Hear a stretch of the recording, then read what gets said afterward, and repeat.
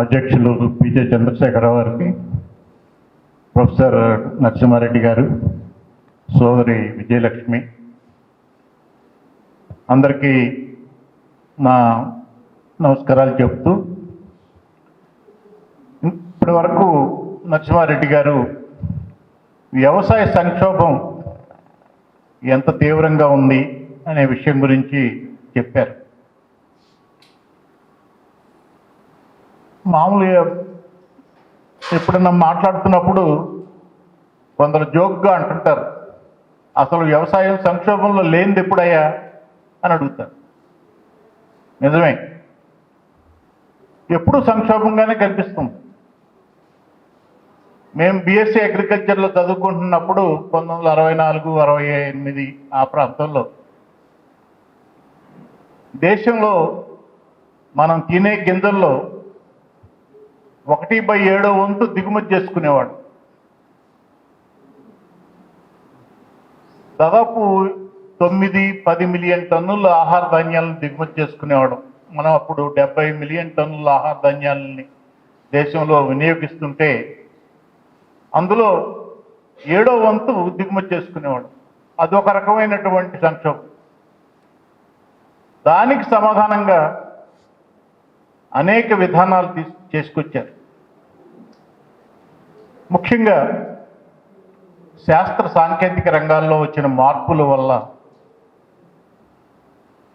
నూతన వంగడాలను తయారు చేయటం, వాటితో పాటు రసాయనిక ఎరువులు, పురుగు మందులు, కలుపు మందులు, భూగర్భ జలాలను వినియోగించటం, పాక్షికంగా యాంత్రికీకరణ, ఇలా అనేక రకాలైనటువంటి విధానాలు, పెట్టుబడుల వల్ల 1980-85 వచ్చేటప్పటికి మనం ఒక రకంగా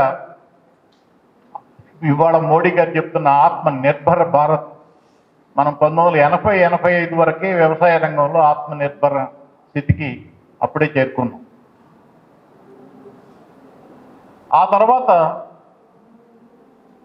ఎంతో కొంత 1947 నుంచి ఇప్పటి వరకు కూడా ప్రతి సంవత్సరం మనం దేశంలో దిగుమతి చేసుకునే వ్యవసాయ ఉత్పత్తుల విలువ కన్నా ఎగుమతి చేసే వ్యవసాయ ఉత్పత్తుల విలువ ప్రతి సంవత్సరం ఎక్కువే,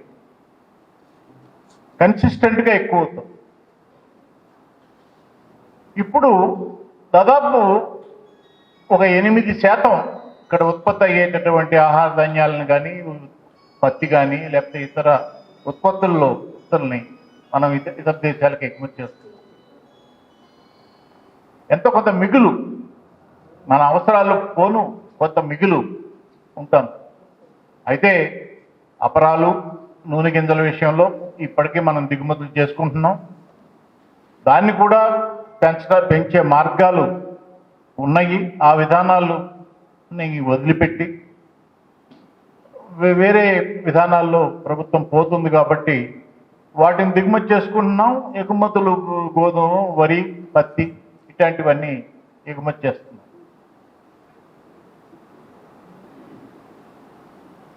ఇప్పుడు ప్రభుత్వం లెక్కలో అసలు వ్యవసాయ రంగంలో సంక్షోభమే లేదు. ఎందుకంటే 300 మిలియన్ టన్నుల ఆహార ధాన్యాలు వాడు ఉత్పత్తి అవుతున్నాయి. అంతకు మించి పళ్ళు, కూరగాయలు ఉత్పత్తి అవుతున్నాయి. 300 మిలియన్ టన్నులు దాటిపోయింది. పాల ఉత్పత్తి చూస్తే వాళ్ళు 190 మిలియన్ టన్నుల పాలు ఉత్పత్తి అవుతున్నాయి. స్వతంత్రం వచ్చినప్పుడు 17 మిలియన్ టన్నులు ఉన్నది, 12 రెట్లు పాల ఉత్పత్తి పెరిగింది. ఆహార ధాన్యాల ఉత్పత్తి 6 రెట్లు పెరిగింది. పళ్ళు, కూరగాయల ఉత్పత్తి 8-10 రెట్లు పెరిగింది. ఇంత దేశం అంతా ఏ కొరత లేనప్పుడు సంక్షోభం ఏంటి అని ప్రభుత్వం లెక్క. కానీ ఇక్కడ నరసింహారెడ్డి గారు కూడా చెప్పినట్టు ఇక్కడ సంక్షోభం ఉత్పత్తి సంక్షోభం కాదు. 67, 64, 65 ఆ ప్రాంతంలో ఉత్పత్తి సంక్షోభం ఉంది. ఇవాళ వేరే రకమైనటువంటి సంక్షోభం ఉంది. ఈ సంక్షోభం ఉంది అనే విషయం గురించి ఎటువంటి వివాదం లేదు. ఇవాళ సుప్రీంకోర్టు నియమించినటువంటి సభ్యుల్లో కమిటీ సభ్యుల్లో ప్రమోద్ కుమార్ జోషి నేను కలిసి పంతనగర్లో ఎంఎస్సీ అగ్రికల్చర్ చదివాం. అప్పటి నుంచి మేము స్నేహితులు. అశోక్ గులాటి నేను కలిసి కొన్ని రీసెర్చ్ ప్రాజెక్ట్స్లో కలిసి పనిచేసి బేసిక్గా ఉండే కొంత ఎనాలిసిస్ వరకు వాళ్ళకు మాకు తేడా ఏం లేదు. కానీ దీనికి పరిష్కారం అంటే సంక్షోభం ఎందుకు అంటున్నాం మేము? 1951లో 55% జాతీయోత్పత్తి వ్యవసాయ రంగం నుంచి వచ్చేది. అప్పుడు 70-75% మంది శ్రామికులు వ్యవసాయ రంగంలో పనిచేసేవారు. అంటే వ్యవసాయ రంగంలో పనిచేసే శ్రామికుల ఆదాయంతో పోలిస్తే ఇతర రంగాల్లో పనిచేసే వారి ఆదాయం 3 రెట్లు మాత్రం ఉండేది. ఇప్పుడు 3 రెట్లుగా ఉంది. 1991కి 91 ఎందుకు చెప్తున్నానంటే అప్పటికి మనకి స్వయం పోషకత్వం అనేది వ్యవసాయ ఉత్పత్తుల్లో సాధించాం. అలాగే నూతన ఆర్థిక విధానాలు మొదలైనవి కూడా. అప్పుడు చూస్తే వ్యవసాయ వాటా 26%, జాతీయ ఉత్పత్తిలో 26%, 62% శ్రామికులు వ్యవసాయ రంగంలో పనిచేస్తున్నారు.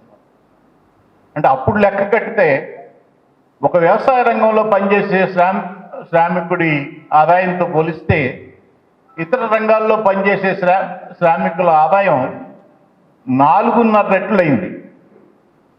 అంతకుముందు 3 రెట్లు ఉన్నది 4.5 రెట్లయింది. ఇవాళ 2020 చూసుకుంటే వ్యవసాయ రంగపు వాటా జాతీయ ఆదాయంలో 16% పడిపోయింది. ఇప్పుడు కూడా 45% శ్రామికులు అందులో పనిచేస్తున్నారు. ఇవాళ లెక్కేస్తే వ్యవసాయ రంగంలో పనిచేసే శ్రామికుడి ఆదాయంతో పోలిస్తే ఇతర రంగాల్లో పనిచేసే శ్రామికుల సగటు ఆదాయం 5.5 రెట్లు. 3 రెట్లు 4.5 రెట్లు అయింది, వాళ్ళు 5.5 రెట్లు. అంటే సాపేక్షిక పేదరికం రైతాంగంలో కానీ వ్యవసాయ కార్మికులు, కౌలుదారులు వీళ్ళ సాపేక్షిక ఆదాయం అనేది తగ్గింది. రిలేటివ్ ఇన్కమ్ అంటే అబ్సల్యూట్ ఇన్కమ్ అంటే నామమాత్రపు ఆదాయం పెరిగి ఉండొచ్చు, నేను దానికి పెరగలేదని అన్నాం, పెరిగింది. కానీ సాపేక్షిక ఆదాయం తగ్గింది. ఎప్పుడు ప్రతి మనిషి తక్కువ వాళ్ళతో పోల్చుకుంటాడు. సో రైతులు ఏమనుకుంటున్నారు? రైతులు మాకు ఇక్కడ ఇంత కష్టపడి పనిచేస్తున్నాం, మాకు పిల్లలకి పెళ్లి చేసుకోవడానికి మాకు కోడళ్ళు దొరకట్లేదు, అల్లుళ్ళు దొరకట్లేదు ఇక్కడ గ్రామాల్లో ఉండే వాళ్ళకి, ఇక్కడ ఉండే పిల్లలకి. అదే పట్టణాల్లో చిన్న ప్యూన్గాను ఎంత చిన్న ఉద్యోగం చేసినా, గార్డుగా పనిచేసినా, ఏం చేసినా పట్టణాలు అనేటప్పటికీ అక్కడ వాళ్ళకి పెళ్లి సంబంధాలు వస్తున్నాయి. కానీ మాకు పెళ్లి కాదు. ఇక్కడ హర్యానా లాంటి రాష్ట్రంలో ఒక 10-15% మంది అసలు పెళ్లిళ్ళు లేకుండా పోతున్నారు. బీహార్ నుంచి ఆడపిల్లల్ని తీసుకొచ్చి ఇక్కడ పెళ్లిళ్ళు చేసుకుంటున్నారు. ఎందుకంటే రైతులకి సాపేక్షికంగా పేదరికం ఉంది కాబట్టి వాళ్ళకి పిల్లలు ఇచ్చేటటువంటి పరిస్థితి కూడా లేదు. ఇది ఆదాయ సంక్షోభం, రైతుల ఆదాయ సంక్షోభం.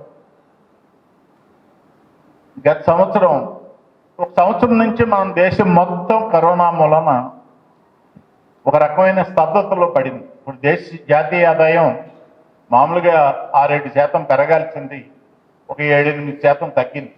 అంటే అంతకుముందు సంవత్సరంతో పోలిస్తే 15% ఉండాల్సింది, దానికన్నా 15% తగ్గింది. కానీ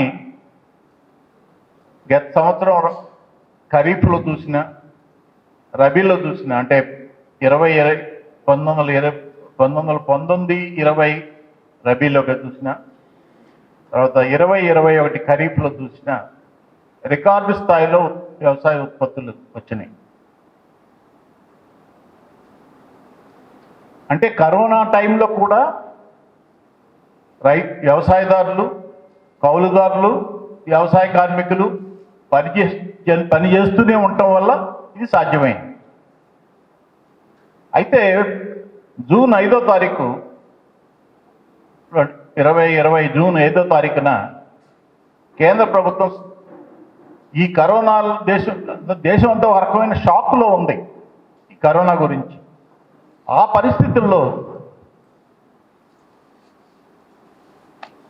ఈ 3 ఆర్డినెన్సుల్ని పాస్ చేశారు, ఆర్డినెన్సుల్ని ప్రకటించారు. ఆ తర్వాత ఎంతో 10 రోజులకే ఈ ఆర్డినెన్స్ని అమలు జరపాలంటే ఎటువంటి డైరెక్టివ్స్ మనం రాష్ట్ర ప్రభుత్వాలకు ఇవ్వాలి అనే విషయం గురించి మా మేనేజ్ అనే సంస్థ దగ్గర నుంచి మళ్ళీ దాన్ని వాళ్ళ పర్యవేక్షణలో దాన్ని ఉత్పత్తి చేసి దాన్ని సేకరించి దాన్ని ప్రాసెస్ చేసి అప్పుడు వేరే ప్రాంతాలకు తీసుకెళ్ళి అమ్ముతున్నారు, విత్తనాలను అమ్ముతున్నారు. ఇది పూర్తిగా కాంట్రాక్ట్ సేద్యం ఒప్పంద కాంట్రాక్ట్ ఫార్మింగ్ పద్ధతిలోనే జరుగుతుంది. అలాగే పూర్తిగా చక్కెర ఫ్యాక్టరీలు ఉన్నాయి, షుగర్ ఫ్యాక్టరీలు అన్నీ రైతుల దగ్గర నుంచి అది మన చెరుకుని తీసుకొని వాళ్ళకి పేమెంట్స్ ఇస్తున్నారు. ఇది ఒక రకమైన కాంట్రాక్ట్ షెడ్యూల్ లాగానే జరుగుతూ ఉంది. అలాగే ఈ పొగాకు విషయంలో, బర్లీ టొబాకో విషయంలో ఇక్కడ కాంట్రాక్ట్ షెడ్యూల్ ఉండేది. అలాగే గెర్కిన్స్ లాంటి వాటి మీద కొన్ని కర్ణాటకలో ఎక్కువగా ఉన్నాయి. ఇక్కడ కూడా మన జహీరాబాద్ ఆ ప్రాంతంలో ఇక్కడ కూడా జరుగుతుంది. ఈ కాంట్రాక్ట్ సేద్యం పద్ధతిలో ఈ గెర్కిన్స్ని ఉత్పత్తి చేసి వాటిని ప్రాసెస్ చేసి అమ్మటం ఇవి జరుగుతుంది. అలాగే పెప్సీ వాళ్ళు పంజాబ్లో టొమాటోల గురించి ముందు మొదలు పెట్టారు, తర్వాత వేరే ఉత్పత్తులు కొన్ని విస్తరించారు, తర్వాత దాన్ని అమ్మేశారు అనుకోండి వాళ్ళు. ఇట్లా దాదాపు దేశంలో ఒక 70-80 కంపెనీలు ఒక 50 వ్యవసాయ ఉత్పత్తుల విషయంలో కాంట్రాక్ట్ సేద్యం ఇప్పటికే చేస్తున్నారు. అయితే ఏంటంటే ఇప్పుడు తెచ్చినటువంటి చట్టం ఇంకా కొంచెం ఇది విస్తృతం కావడం కోసం కొన్ని నిబంధనల్ని రూపొందించారు. అయితే ఇక్కడికి వచ్చేటప్పటికి చివరికి ఈ వివాదాలు ఏమన్నా వస్తే, వివాదాలు రానంత కాలం ఇబ్బంది లేదు, ఎందుకంటే వివాదాలు రావడానికి కూడా కష్టం. ఎందుకంటే కాంట్రాక్ట్ తయారు చేసేది కంపెనీ. మనం ఎన్ని రైతులకు అనుకూలంగా మార్పులు చేసామని అనుకున్నాను నేను, కానీ చేసినా కూడా కాంట్రాక్టు తయారు చేసేది కంపెనీ. రైతులు వాళ్ళకి అర్థమైనా అర్థం కాకపోయినా నాకు సంతకం పెట్టడమో వేరుముద్ర వేయటమో చేయాల్సిందే, కానీ వాళ్ళు అంతకుమించి చేయగలిగింది. వాళ్ళు ఆ కాంట్రాక్ట్ తయారు చేసేటప్పుడే ఏదో వాళ్ళ మీద ఎటువంటి అప్లికేషన్ లేకుండా, వాళ్ళ పే చేయాల్సిన అప్లికేషన్ లేకుండా వాళ్ళు తెలివిగా తయారు చేస్తారు.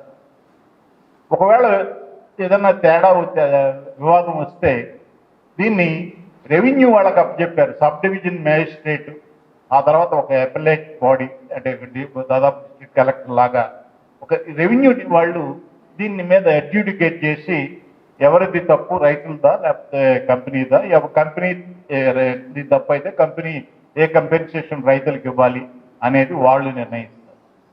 ఇది వివాద పరిష్కారానికి ఒక రెవెన్యూ యంత్రాంగానికి అప్పచెప్పారు. ఇది ఒక మార్పు.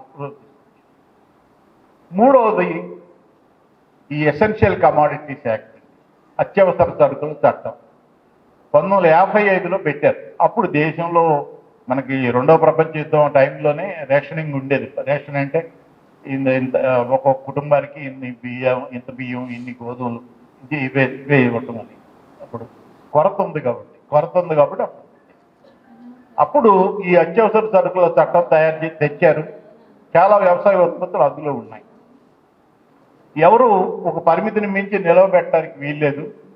ఇక్కడి నుంచి ఇంకెక్కడికైనా తీసుకెళ్లాలంటే, రాష్ట్రం దాటి తీసుకెళ్లాలంటే, ఒక్కోసారి జిల్లా దాటి తీసుకెళ్లాలన్నా కూడా పర్మిట్లు ఉండాలి. ఆ పర్మిట్లు ఉంటేనే తీసుకెళ్ళాలి. అంటే రాష్ట్ర ప్రభుత్వానికి లేకపోతే జిల్లా యంత్రాంగానికి వాళ్ళకి అధికారం ఉండేది వీటి మీద, వీటి నిల్వ రవాణా మీద వాటికి అధికారం ఉండేది. ఇప్పుడు వాటిని తీసి పారేశారు. చాలా విషయాలు, చాలా ఉత్పత్తుల విషయంలో చాలా వరకు తీసేశారు. అంటే రాష్ట్ర ప్రభుత్వాలకు ఉన్న అధికారాన్ని తీసేసి కేంద్రం చేతిలోకి తీసుకున్నట్టుగా ఉంది ఒకటి. అంటే ఏంటంటే కేవలం అసాధారణ పరిస్థితుల్లో మాత్రమే రాష్ట్ర ప్రభుత్వానికి హక్కులు ఉంటాయి. అసాధారణ పరిస్థితులు అంటే వీటి ధరలు 50% కన్నా నుంచి 100% వరకు పెరిగితే అట్లాంటి పరిస్థితుల్లోనే రాష్ట్ర ప్రభుత్వం ఈ నిల్వల మీద, రవాణా మీద ఆంక్షలు పెట్టగలుగుతుంది. ఇప్పుడు లేకపోతే వాటిని ఫ్రీగా ఉంది. అంటే ఒక రకంగా స్వేచ్ఛా మార్కెట్కి తెరచినట్టుగా. ఇప్పుడు ఈ 3 చట్టాల యొక్క సమగ్ర సారాంశం ఏంటంటే ఒక రకమైనటువంటి స్వేచ్ఛా మార్కెట్ అంటే రైతులు ఎక్కడికైనా ఇప్పుడు ప్రభుత్వం చెప్పేది ఏంటంటే రైతులు ఎక్కడికైనా తీసుకెళ్ళి అమ్మొచ్చు అనే మాట చెప్తారు. నిజమే, తీసుకెళ్ళి అమ్మొచ్చు. కానీ దీని అర్థం వ్యాపారి ఎక్కడికైనా వెళ్ళి కొనవచ్చు అనేది కూడా రెండోది. రైతుల్లో ఇప్పుడు ఇంతకుముందే చెప్పాం, కనీసం మార్కెట్ కమిటీకే తీసుకెళ్ళలేరు రైతులు. తక్కువ ఉత్పత్తి 5 క్వింటాల్లో 4 క్వింటాల్లో ఉంటే ఒక లారీయో ట్రక్కో పెట్టుకోవాలంటే ఆ ఛార్జీలు భరించలేక ఎవరికోళ్ళకి అమ్మేస్తున్నారు గ్రామాల్లో. అంత చిన్న మోతాదులో ఉత్పత్తి చేసేటటువంటి రైతులు 85% మంది 2 హెక్టార్ల లోపు రైతులు ఉన్నారు. వాళ్ళు ఉత్పత్తి చేసి వాళ్ళ కుటుంబ అవసరాలకు మిగిల్చుకొని వాళ్ళు మార్కెట్ అమ్మేదే తక్కువ, అమ్మే సరుకు తక్కువ. అంటే ఇది కేవలం ఒక 5% 10% మంది రైతులు ఎవరైతే కొంచెం ఎక్కువ ఉత్పత్తి చేసి వాళ్ళకు అవసరమైతే కొంత దూరం తీసుకెళ్ళి అమ్ముకునే అవకాశం అయితే ఉంది. కొంతమంది లాభపడకుండా కూడా లాభపడవచ్చు, దానికి కాదని. కానీ ఇది కేవలం ఒక 5-10% మాత్రమే ఉపయోగించుకోగలరు. కానీ ఇది ఈ వ్యాపారులు కానీ, కమిషన్ ఏజెంట్లు కానీ, ఎగుమతిదారులు కానీ, లేకపోతే ఫుడ్ ప్రాసెసింగ్ ఇండస్ట్రీ వాళ్ళు కానీ వీళ్ళు ఎక్కడి నుంచైనా సేకరించడానికి ప్రయత్నం చేస్తారు. ఎక్కడి నుంచైనా సేకరించే అవకాశం ఉంది కాబట్టి సేకరించే వాళ్ళు ఏం చేస్తారు, ఎంత తక్కువ రేటుకు వస్తే అంత తక్కువ రేటుకు కొనాలని చూస్తారు, కానీ ఎక్కువ రేటు ఇచ్చి కొనాలని అనుకోరు కదా. మనమైనా ఒక వినిమయదారుడిగా మనకి ఎక్కడ చౌకగా దొరుకుతుంది, కొంచెం తక్కువ ధరకు వస్తుంది అనుకుంటే అక్కడ కొంటాం, కానీ ఎక్కువ ధర ఉండే చోట కొనం. వాళ్ళైనా ఏ వ్యాపారం అయినా కూడా ఎంత తక్కువకు వీలైతే అంత తక్కువ కొనడానికి ప్రయత్నం చేస్తారు. స్వేచ్ఛా మార్కెట్ అనేది మనకు కొత్త కాదు. 1965కు ముందు మనకు కూడా ఇక్కడ స్వేచ్ఛా మార్కెటే ఉండేది. నేను చిన్నప్పుడు నాకు 7, 8, 9 సంవత్సరాల వయసు అప్పుడు ఒక సంవత్సరం బస్తా వడ్లు 7.5 కమ్మామని అసలు కొంచెం సంతోషించేవాడు.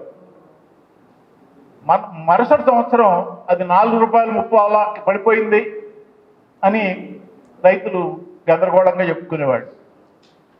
అంటే కొంచెం ఉత్పత్తి పెరిగింది అనగానే ఆకస్మికంగా 7.5 ముందు 4.30కి వచ్చే సంవత్సరం పడిపోవడం. ఇలా ఏ కొంచెం సరఫరాలో ఏ కొంచెం ఒడిదుడుకులు ఉన్నా కూడా ఈ ధరల్లో ఆకస్మికంగా మార్పులు రావడం, తగ్గటం జరుగుతుంటే రైతులు ఎక్కువ ఉత్పత్తి చేయాలంటే భయపడేవాడు. అంతేకాదు బ్రిటిష్ వాళ్ళ కాలం నుంచి ఒక నెగిటివ్ ప్రైస్ పాలసీ అని ఉంది. వాళ్ళ ఉద్దేశం ఏంటంటే ఎంత ధర తక్కువ ఉంటే రైతులు అంత ఎక్కువ సరుకును మార్కెట్ తీసుకొస్తారు. ఎందుకంటే వాళ్ళ అవసరాలు తీరడం కోసం వాళ్ళు ఉత్పత్తి చేసిన దాంట్లో ఎక్కువ అమ్మితే కానీ వాళ్ళ అవసరాలు తీరవు, కాబట్టి ధర తక్కువ ఉంటే ఎక్కువ మార్కెట్కి తెస్తారు అనే ప్రైస్ పాలసీ, నెగిటివ్ ప్రైస్ పాలసీని నమ్మేవాళ్ళు. అది 1965కి మారింది. పాజిటివ్ ప్రైస్ పాలసీ అవసరము దేశంలో. రైతులు ఎక్కువ ధర ఉంటేనే ఎక్కువ ఉత్పత్తి చేస్తారు, అంతేగాని తక్కువ ధర ఉంటే ఎక్కువ ఉత్పత్తి చేయరు. అందుకని ఎక్కువ ధర ఉండే ఇన్సెంటివ్ ఉండాలి. అప్పుడే కనీస మద్దతు ధర అనేది ఒకదాన్ని ప్రకటించాలి. ఒక కనీస మద్దతు ధర అనేది అంచనా వేసి దాన్ని ప్రకటించాలి అని ఫుడ్ కార్పొరేషన్ ఆఫ్ ఇండియాని పెట్టి సేకరించడానికి ఒక ఈ మినిమం సపోర్ట్ ప్రైస్ అనే దాన్ని పెట్టడం 65 నుంచి మొదలైంది కానీ 1985-90 వరకు సమస్య లేదు. ఎందుకనంటే మినిమం సపోర్ట్ ప్రైస్ కన్నా మార్కెట్ ధర ఎంతో కొంత ఎక్కువే ఉండేది కానీ తక్కువ ఉండేది. దాన్ని సేకరించాల్సినటువంటి అవసరమే ఉండేది కాదు. కేవలం ఫుడ్ కార్పొరేషన్ ఆఫ్ ఇండియా వాళ్ళు మన పబ్లిక్ డిస్ట్రిబ్యూషన్ సిస్టమ్కి ఎంత కావాలో దాన్ని సేకరించడం వరకు వాళ్ళు కొనుగోళ్లు చేసి మిగులు రాష్ట్రాల్లో సేకరించి తరుగు రాష్ట్రాలకి దాన్ని పంపించి అమ్మేవాళ్ళు. అక్కడ అమ్మటం జరిగింది. కానీ 85-90 వరకు తర్వాత క్రమంగా అప్పటి వరకు మనకి 1990 వరకు కూడా మన దేశంలో వ్యవసాయ ఉత్పత్తుల ధరలు అంతర్జాతీయంగా ఉన్న వ్యవసాయ ఉత్పత్తుల ధరల కన్నా తక్కువ ఉంది. ఎంతో కొంత తక్కువే, ఒక 5%, 10%, 20% తక్కువ ఉంది. కాబట్టి ఏం సమస్య అనుకోలే. 1994లో WTO వరల్డ్ ట్రేడ్ ఆర్గనైజేషన్ ప్రపంచ వాణిజ్య సంస్థలో భారతదేశం చేరుతున్నప్పుడు అప్పుడు మేమంతా చేసిన ఎనాలిసిస్లో ఏ వ్యవసాయ ఉత్పత్తిలోనూ మనకు సమస్య లేదు అప్పుడు. ఎందుకంటే దేశంలో ఉన్న ధరలు అంతర్జాతీయ ధరల కన్నా తక్కువ ఉన్నాయి కాబట్టి మనకి ఇమ్మీడియట్గా దిగుమతుల బెడద వరదలాగా వచ్చేటటువంటి ప్రమాదం లేదు అని మేమంతా అప్పుడు అనలైజ్ చేసాం. నేను ఇక్కడ ఏపీ గవర్నమెంట్కి WTO కన్సల్టెంట్గా ఉండేవాడిని.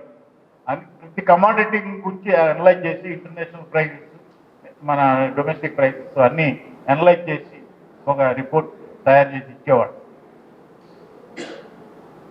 అయితే క్రమంగా ఏమవుతుందంటే ఈ శాస్త్ర సాంకేతిక రంగాల్లో వస్తున్నటువంటి మార్పుల వల్ల ప్రపంచవ్యాప్తంగా సరఫరా మించి పెరిగిపోయింది. గిరాకీని మించిన సరఫరా ఉంది. ఒకప్పుడు మనం ఆర్థిక శాస్త్రంలో మాల్థూజియన్ థియరీ అని ఒకటి చదివేవాడు. మాల్థస్ అని ఒక ఆయన ఏం చెప్పాడు అప్పుడు, ఆయన ఎప్పుడో 200 ఏళ్ళ నాడు ఏం చెప్పాడంటే, జనాభా ఏమో జామెట్రిక్గా పెరుగుతుంది, 1, 2, 4, 8, 16 అట్లా పెరుగుతుంది జనాభా. కానీ ఆహార ధాన్యాలు, ఈ సరుకులు మాత్రం 1, 2, 3, 4 అనే అర్థమెటిక్ ప్రపోర్షన్లో పెరుగుతాయి. కాబట్టి కొన్నాళ్ళకి పెరిగే జనాభాకి సరిపోను ఆహార ధాన్యాలు కానీ సరుకులు కానీ లేక ఈ ఏదో ఒక వరదలో లేకపోతే కరువులు లేకపోతే యుద్ధాలు వచ్చి జన నష్టం జరిగి ఈ ఈ ఈ జనాభా నియంత్రణ ఉండాల్సిందే కానీ లేకపోతే కష్టం అని ఆయన అప్పుడు చెప్పాడు. కానీ ఈ 200 సంవత్సరాల తర్వాత ఈ శాస్త్ర సాంకేతిక రంగాల్లో వచ్చిన మార్పుల వల్ల ఇవాళ ఉత్పత్తి గిరాకీని మించి ఉంటుంది. దాదాపు అన్ని వ్యవసాయ ఉత్పత్తుల్లోనూ ఉత్పత్తి గిరాకీని మించి ఉంటుంది. ప్రపంచవ్యాప్తంగా చూసినా, దేశీయంగా చూసినా ఇది ఒక పెద్ద గుణాత్మకమైనటువంటి మార్పు. మరి ఇలా ఎందుకు పెరుగుతుంది ఉత్పత్తి, ఎందుకు పెరుగుతుంది? ఒకప్పుడు మన మొక్కజొన్నని దక్షిణ అమెరికాలో మొట్టమొదటిగా మొక్కజొన్న సాగు చేయడం మొదలుపెట్టినప్పుడు ఒక మొక్కజొన్న కండికి 8 గింజలు ఉంది. ఇవాళ మనం ఇక్కడ తయారు చేస్తున్నటువంటి హైబ్రిడ్ మొక్కజొన్నలో 800 గింజలు ఉంది. అంత శాస్త్ర సాంకేతికంగా వచ్చిన మార్పుల వల్ల ఇది సాధ్యమైంది. మరి ఎవరన్నా సంతోషంగా ఉన్నారా? కొన్ని భారతదేశంలో రైతులు మాట్లాడటం వచ్చి వేరే దేశాల్లో రైతులు ఏమన్నా సంతోషంగా ఉన్నారంటే లేదు. 2020లో అమెరికాలో ఎనాలిసిస్ ప్రకారం ఒక ఎకరానికి కేవలం $9 మాత్రం వాళ్ళకి నికరాదాయం వస్తుంది. కేవలం $9 ఒక ఎకరా మీద. అంటే మనకు ₹675 వస్తుంది. ఎకరానికి ₹675 లాభం మిగిలితే పరిస్థితి ఏంటి? అయితే వాళ్ళకి ఏంటంటే భూమి కొరత లేదు. అలాగే కొంతమంది వ్యవసాయాన్ని వదిలిపెట్టిపోతున్నారు. విస్తీర్ణం పెంచుకోదలుచుకున్న వాళ్ళకి ఎంతైనా పెంచుకోవచ్చు. ఒకప్పుడు ఫ్యామిలీ ఫార్మ్ అని అమెరికాలో కానీ యూరోప్లో కానీ కాన్సెప్ట్ ఉండేది. 200 ఎకరాలు ఉంటే ఒక కుటుంబం శుభ్రంగా జీవిస్తుంది ఆ ఆదాయంతో ఉండేది. ఆ 200 400 అయింది, ఇప్పుడు 600కి చేరింది. ఫ్యామిలీ ఫార్మ్ అనేది ఇప్పుడు 600 ఎకరాలు. కొన్ని కార్పొరేషన్స్ 3000, 5000, 10,000, 20,000 ఎకరాలు ఫార్మ్స్ని పూర్తి యాంత్రికీకరణతో నిర్వహిస్తారు. అంటే ఒక ఎకరానికి వచ్చే ఆదాయం తగ్గుతున్న కొద్దీ ఒక సగటు విస్తీర్ణాన్ని పెంచడం ద్వారా వాళ్ళు నిలవగలుగుతున్నారు. కానీ మన దేశంలో పరిస్థితి ఏంటి? ఇక్కడ సగటు కమతం తగ్గుతూ ఉంది. ఒకప్పుడు 2 హెక్టార్లు 5 ఎకరాలు ఉండేది, ఇప్పుడు 1 హెక్టార్ కన్నా తక్కువ.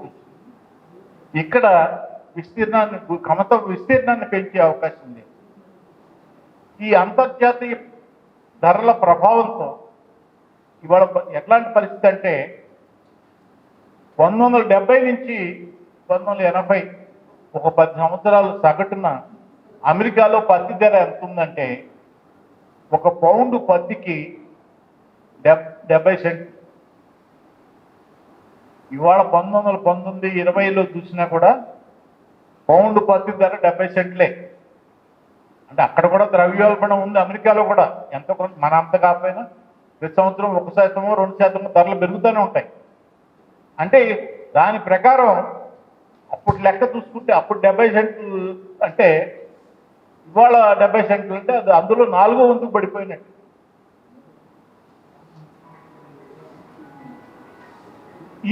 ఈ పరిస్థితి అంతర్జాతీయ మార్కెట్లో ధరలు తగ్గటం, దాదాపు ఏది పండించినా కూడా దాని ప్రభావం మన దేశీయ మార్కెట్ మీద కూడా ఉంటుంది. దేశీయ మార్కెట్ మీద కూడా ఉండి ఇవాళ మినిమం సపోర్ట్ ప్రైస్ దగ్గర సేకరణ అనేది అవసరమైంది.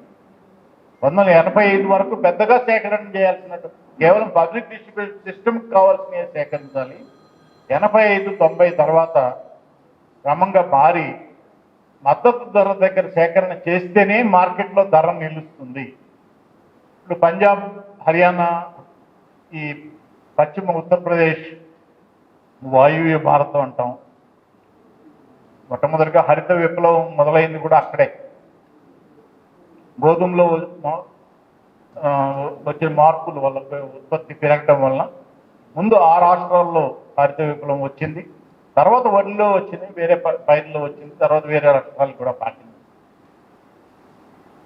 అక్కడ రైతులు అంతకుముందు పంజాబ్లో మొక్కజొన్నలు ఎక్కువ పండించేవాడు. మొక్కజొన్న, పత్తి, వేరుశనగ ఇవన్నీ ఈ పంటలన్నీ పండించేవాడు. అయితే ఏంటంటే ఎప్పుడైతే వీటికి మద్దతు ధర ఉంది, కనీసం ధర గురించి మనం ఇబ్బంది లేదు, దీన్ని సేకరిస్తారు, ఎఫ్సిఐ అవసరం కోసం సేకరిస్తుంది అనే ఇది వచ్చిన తర్వాత భూగర్భ జలాలను బాగా వాడి వరి గోధుమ మార్చి అదే పంట మార్పిడి చేస్తున్నారు. తొందరగా గోధుమ విత్తడం కోసం వరిని తగలబెట్టడం, దానివల్ల పర్యావరణ సమస్యలు, ఢిల్లీ వరకు కాలుష్యం రావటం, ఇవి కూడా మనం చూస్తున్నాం. ఇవన్నీ సమస్యలే. అయితే ఏంటంటే ఇప్పుడు గత కొన్ని సంవత్సరాలుగా ఈ కనీస మద్దతు ధరల్లోనే ఒక మార్పు తీసుకొచ్చారు. ఏం తీసుకొచ్చారు? ఈ వరి, మొక్కజొన్న, గోధుమ వీటి ధరల్ని నామమాత్రంగా పెంచుతున్నారు. ప్రతి సంవత్సరం 50 రూపాయలు పెంచామంటారు. అంటే 1600 ఉంది, 50 రూపాయలు పెంచామంటే 3% పెరుగుతుంది. అంతే పెరిగింది. ఉత్పత్తి వ్యయం 3% పెంచింది. అదే అపరాలకు వచ్చేటప్పటికి, లేకపోతే ఈ ముతక ధాన్యాలు వచ్చేటప్పటికి మన జొన్న, సజ్జ, రాగి వీటికి బాగా పెంచుతున్నారు. ఎందుకు? కొంత రైతులు ఈ ముతక ధాన్యాలని సాగు చేస్తే ఒకటి ఆరోగ్యానికి మంచిది, కొంచెం వాటి సేద్యం కూడా లాభదాయకంగా ఉంటే కొంతమంది వరి నుంచి, గోధుమ నుంచి, మొక్కజొన్న నుంచి మారతారని చెప్పి వాటి ధరలు పెంచుతారు. అలాగే అపరాలు, పెసలు, మినుములు, కందులు వీటి ధరలు కూడా గణనీయంగా పెంచుతారు. ఈ రకంగా చేసుకుంటూ ఒక 5-6 ఏళ్ళు చేసుకుంటూ వస్తే మార్పు వస్తుంది రైతుల్లో కూడా. ఇది అంటే కనీస మద్దతు ధరను తీసేయడం పరిష్కారం కాదు. కనీస మద్దతు ధరల విధానాన్ని అలాగే ఉంచుతూ ఈ ఏవైతే ఎక్కువ ఉన్నాయనుకున్నామో వాటి ధరలను తక్కువగా పెంచుతూ, ఏవి కొరతగా ఉన్నాయో వాటి ధరలను ఎక్కువగా పెంచుతూ క్రమంగా రైతుల్లో మార్పు, పంటల సరళిలో మార్పులు తీసుకురావచ్చే విధానం అనుసరిస్తే అది ఉపయోగం చేశారు. అంతేగాని పూర్తిగా స్వేచ్ఛా మార్కెట్ తీసుకొస్తాము. ఈ స్వేచ్ఛా మార్కెట్ తీసుకురావడం అనేది ఇప్పుడు ఇది నీతి ఆయోగ్ చెప్పింది కాబట్టి మేము చేస్తున్నాం అంటారు. ఈ అన్నిటికీ విశాఖపట్నం ఉక్కు కర్మాగారం ప్రైవేటీకరణ కాబట్టి నీతి ఆయోగ్ చెప్పింది. ఎందుకంటే ఇప్పుడు మనకి 1947 నుంచి 90 వరకు సంస్కరణలు అంటే ఏంటి? ఏ సంస్కరణలైనా, భూ సంస్కరణలైనా, ఏ సంస్కరణలైనా పేదవాళ్ళకి మేలు చేసేవి సంస్కరణలు అనేవి. ఇప్పుడు సంస్కరణల అర్థమే మారిపోయింది. ఈ 1990 తర్వాత ఇప్పటి వరకు సంస్కరణలు అంటే ఏంటి? ప్రభుత్వ రంగం నుంచి ప్రైవేట్ రంగానికి అప్పచెప్తాం. అంటే ధనవంతులకి, ఎవరైతే దీని మీద షేర్లు కొనుక్కుంటారో లేకపోతే వాటిని నిర్వహిస్తారో వాళ్ళకే లాభాలు రావాలి. ప్రభుత్వ రంగాన్ని పూర్తిగా నిర్వీర్యం చేయాలని ఇప్పుడు సంస్కరణల అర్థమే మారిపోయింది. ఇప్పుడు తీసుకొచ్చేసి ఈ సంస్కరణలు కూడా ఈ స్వేచ్ఛా మార్కెట్ అనే ఇది తెచ్చారు కదా. కొన్ని స్వేచ్ఛా మార్కెట్ ఏమైనా పనిచేసిందా అంటే సుప్రీంకోర్టు వాళ్ళు ఒక నెల రోజుల క్రితం వీటి మీద స్టే ఇచ్చారు. ఈ 3 వ్యవసాయ చట్టాల మీద స్టే ఇచ్చారు. మరి ఆ స్టే ఇవ్వకముందు ఏం జరిగింది? మన ఆంధ్రప్రదేశ్లో టమాటా ధర కిలో ₹10 పడిపోయింది. కిలో ₹10 పడిపోతే అక్కడ మార్కెట్లో రైతు షాక్లో ఉంటాడు. కోసిన కూలి, అక్కడ తీసుకొచ్చిన కూలి కూడా రాని పరిస్థితుల్లో అప్పుడు ఇంకా దీనికి రవాణా ఖర్చులు పెట్టుకొని దీన్ని ఢిల్లీకో బొంబాయికో తీసుకెళ్ళి అమ్మే సాహసం ఏ రైతన్నా చేస్తాడా? అసలు తెలియదు. అక్కడికి వెళ్ళి తీరా అక్కడ తీసుకెళ్తే అక్కడ ఏ రేటు అక్కడ పావలా పడుతుందేమో తెలియదు. అలాగే వెల్లుల్లిపాయలు, గుజరాత్ రాష్ట్రం, మోడీ గారు రాష్ట్రం గత సంవత్సరం అంతా కిలో 200 పైన ఉంది. మొన్న పంట వచ్చేటప్పటికి ఈ స్టే ఇవ్వకముందే ఒకసారి ₹50 కిలో. అంటే మరి వెల్లుల్లి ఏమి పాడయ్యేది, టమాటోలాగా 2 రోజుల్లో పాడయ్యేది కాదు. వెల్లుల్లిని కనీసం 1 నెల రోజులు, 2 నెలల్లో నిల్వ ఉంటాం.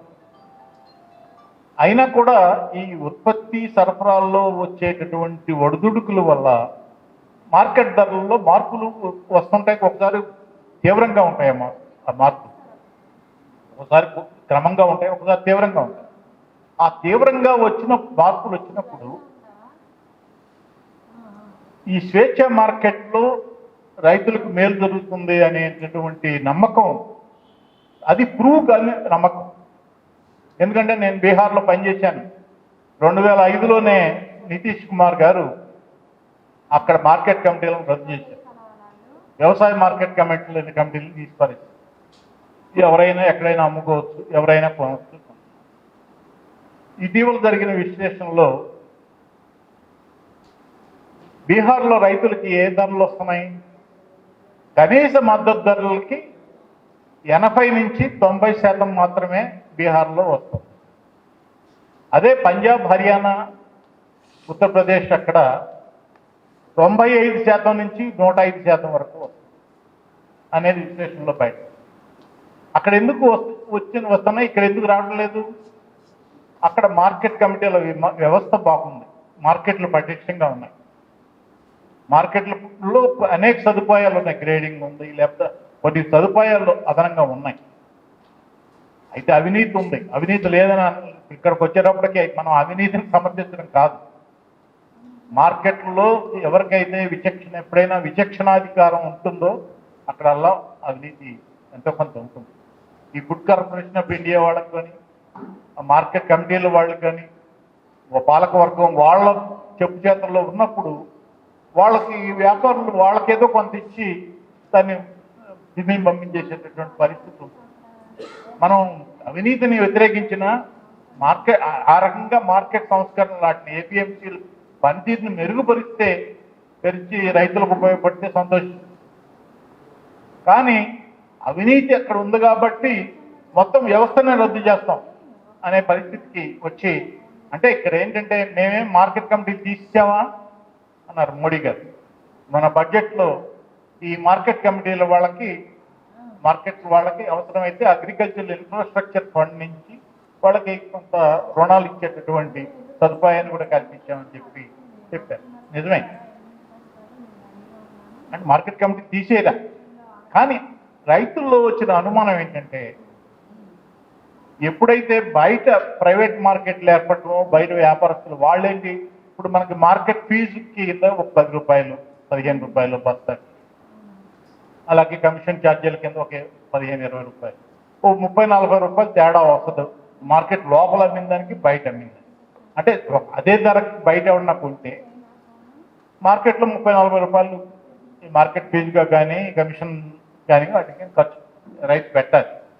బయట అయితే ఖర్చు అది ఉండదు అని బయట. కానీ బయట అదే ధర ఉంటుందా? ఉంటుందన్న గట్టిగా చెప్పలేము. ఎప్పుడైతే కొరత ఉంటుందో ఉంటుంది.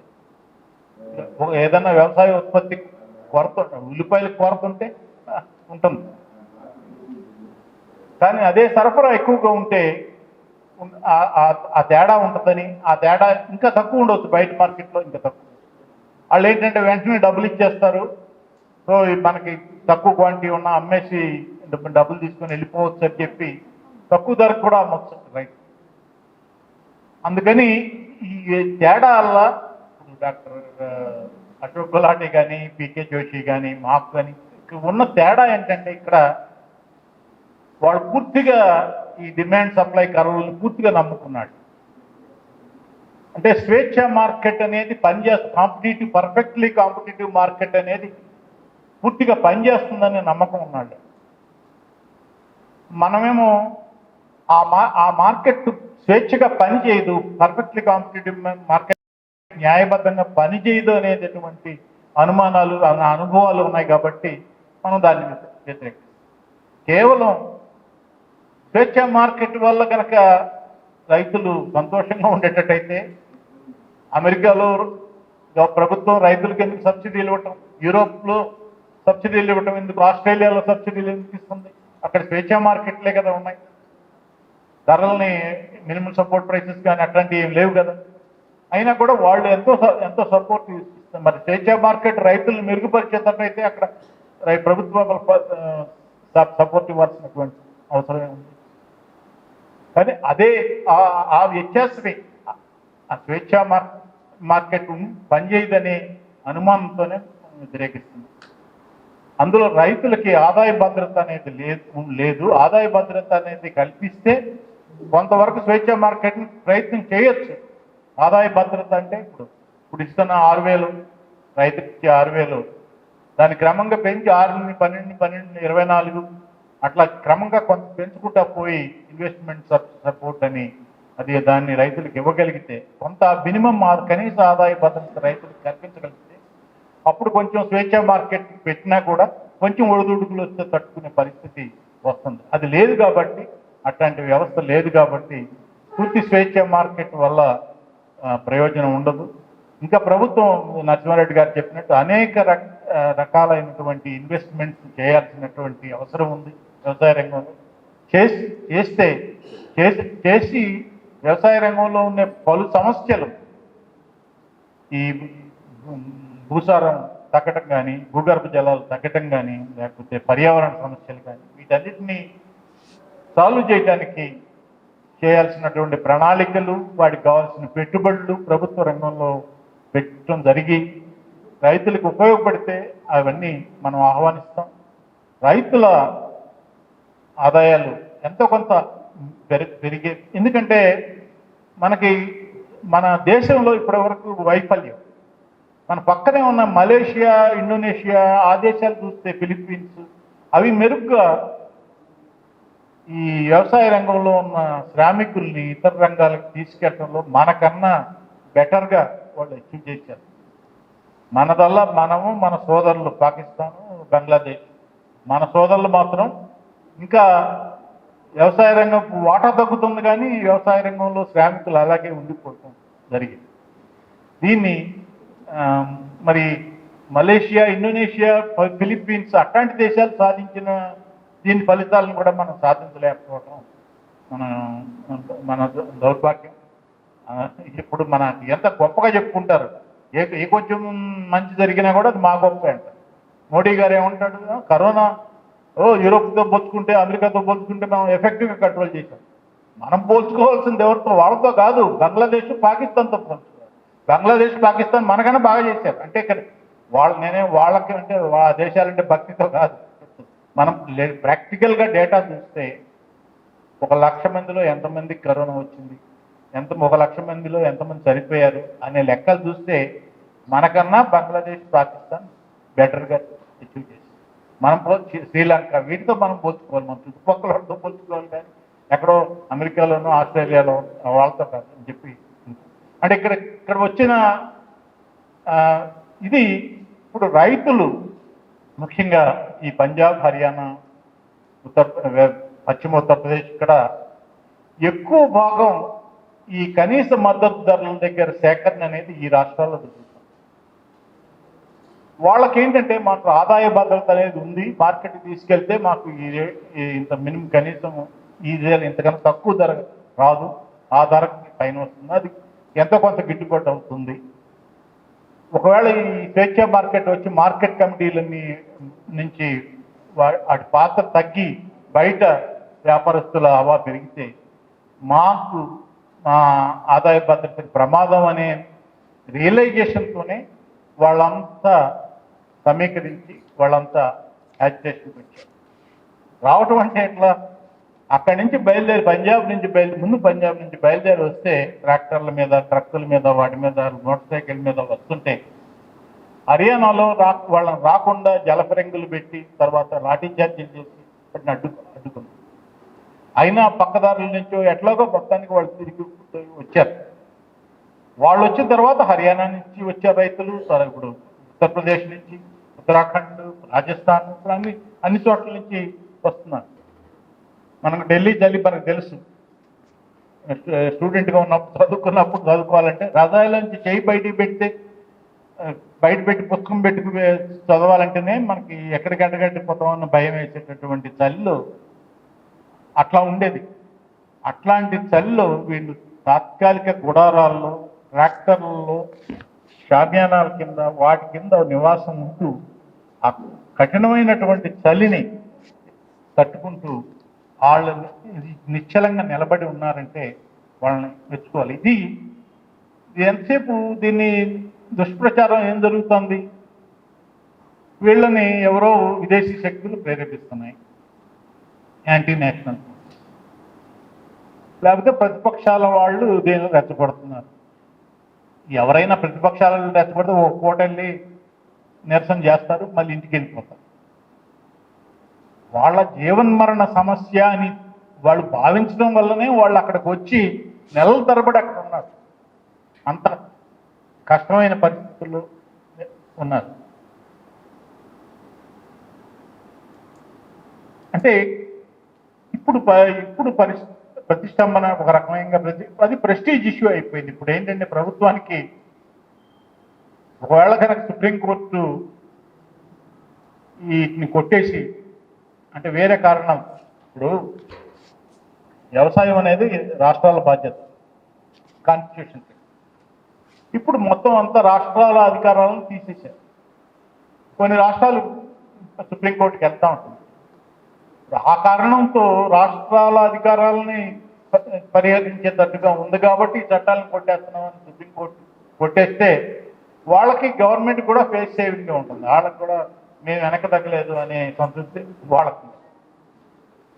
లేకపోతే నేను రాకేష్ కాయట్ గారు ఒకటి చెప్పారు, సరే మీరు 18 నెలలు వీటిని ఆపుతా ఉంటున్నారు కదా, 18 నెలల బదులు 3 ఏళ్ళు ఆపండి.